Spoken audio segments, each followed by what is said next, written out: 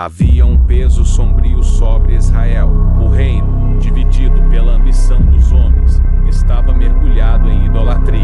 Jeroboão, temendo perder o coração do povo para Jerusalém, erguera altares em Betel e Dan, fabricando bezerros de ouro e proclamando: eis os deuses que te tiraram do Egito.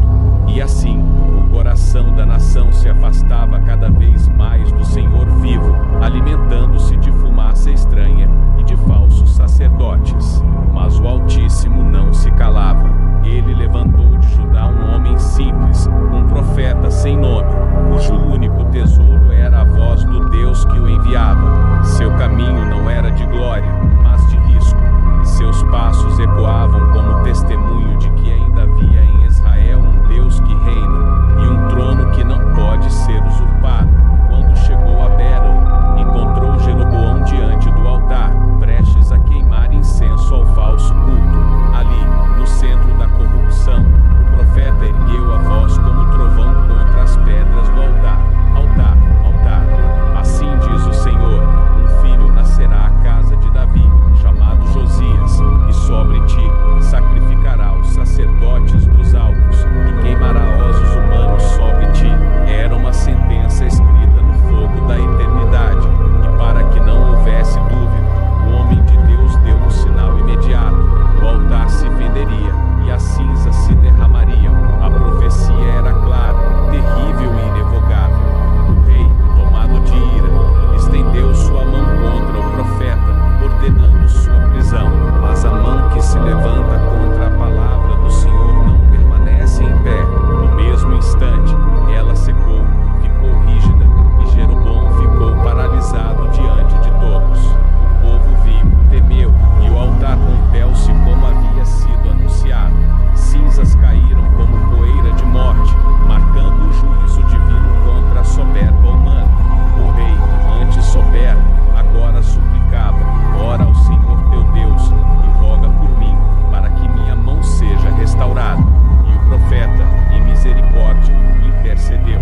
O braço do rei foi restaurado, como se nada tivesse acontecido. Era um milagre, mas não uma conversão. Jeroboão não se dobrou diante do Altíssimo, apenas experimentou o favor de um Deus que não pode ser manipulado. Agradecido de forma superficial, o rei convidou o homem de Deus: vem comigo à minha casa, come pão e recebe recompensa. Mas a ordem do Senhor havia sido clara e solene: não comerás pão, nem beberás água, nem voltarás pelo mesmo caminho por onde vieste. Era um voto de separação, uma marca de que o profeta não deveria compartilhar do altar impuro, nem da mesa de um rei idólatra. E o homem de Deus recusou. Sua resposta era firme, suas palavras cheias de temor. Partiu por outro caminho, obedecendo a voz que o havia enviado. Até aqui, sua fidelidade resplandecia como lâmpada em meio à escuridão. Mas a trama do inimigo ainda não havia se revelado, pois em Betel havia um velho profeta que ouvira de seus filhos o relato de tudo o que acontecera no altar. Tomado por um estranho impulso, esse ancião montou o seu jumento e correu atrás do homem de Deus. Quando o encontrou descansando debaixo de um carvalho, saudou-o com aparente respeito. Então, com voz suave e convincente, mentiu: também eu sou profeta como tu, e um anjo me falou pela palavra do Senhor, dizendo: leva-o contigo à tua casa, para que coma pão e beba água. Era mentira, mas soava como verdade. O profeta, cansado, que havia resistido ao convite do rei, agora cedeu à astúcia de outro, que se dizia servo do mesmo Deus. E assim, ele quebrou o mandamento divino. Sentou-se à mesa proibida, partiu o pão que não deveria provar, bebeu a água que lhe havia sido negada, e no instante em que o fez, a sentença caiu como espada. A mesma boca que havia mentido agora foi tomada pelo Espírito do Senhor, declarando o juízo. Assim diz o Senhor: porquanto foste rebelde à palavra do Senhor, e não guardaste o mandamento que o Senhor teu Deus te ordenou, o teu cadáver não entrará no sepulcro de teus pais. O profeta levantou-se em silêncio, sabendo que sua desobediência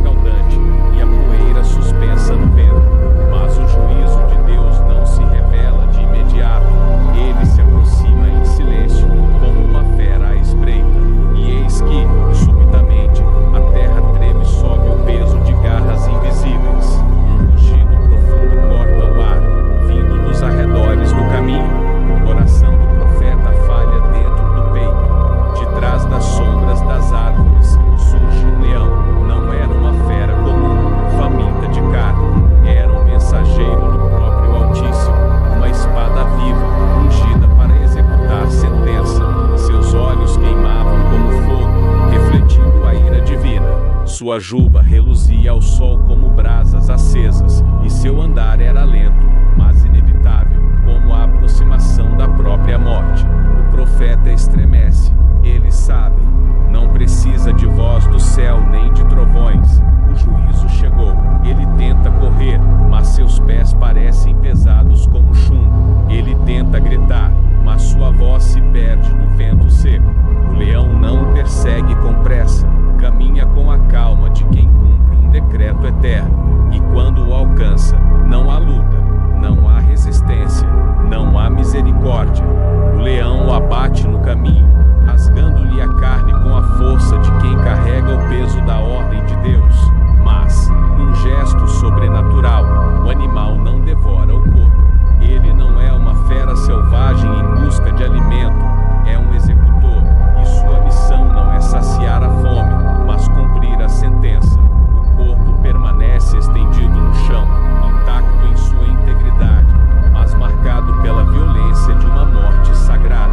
E, ao lado do cadáver, o leão permanece em pé, imóvel, não toca no corpo, não ataca os que passam, não se afasta do lugar. Ele guarda o morto como quem vigia um altar, como se a estrada se tivesse transformado num templo profano, onde a desobediência foi sacrificada ao juízo divino. Os que passavam olhavam atônitos. O corpo do profeta estendido, o jumento parado ao lado e o leão em vigília. Era um quadro impossível, um sinal que ninguém poderia ignorar. Não era a natureza agindo, era o próprio Deus mostrando a todos que sua palavra não pode ser violada sem consequência. Assim, a estrada se tornou testemunha. O vento levou a notícia de aldeia em aldeia, e o temor se espalhou pelo povo. Não apenas do leão, não apenas da morte, mas do Deus que fala e exige obediência absoluta, sem desvios, sem justificativas, sem desculpas. E o corpo do profeta, ali caído, tornou-se um monumento sombrio, uma lembrança viva de que é melhor obedecer a Deus do que dar ouvidos às vozes enganosas dos homens. A estrada se transformara em altar, e o cadáver do profeta desobediente jazia como sacrifício diante do olhar petrificado de todos que passavam. O jumento imóvel à sua direita, o leão firme à sua esquerda, como colunas de um tribunal celestial, sustentavam a cena impossível. Não era apenas uma morte, era um testemunho público, uma mensagem gravada na terra, no vento e no coração de Israel. O velho profeta que o enganara ouviu a notícia e correu ao lugar. Ao ver o corpo no pó, não pode negar, a palavra do Senhor se cumprira com precisão terrível. Seus olhos marejaram, não apenas de remorso, mas de temor. Ele sabia que, mesmo tendo sido o instrumento do engano, o juízo não recaíra sobre ele, mas sobre aquele que havia desprezado a voz clara de Deus para atender a um homem. O peso da lição era insuportável. O Altíssimo não divide sua glória com ninguém.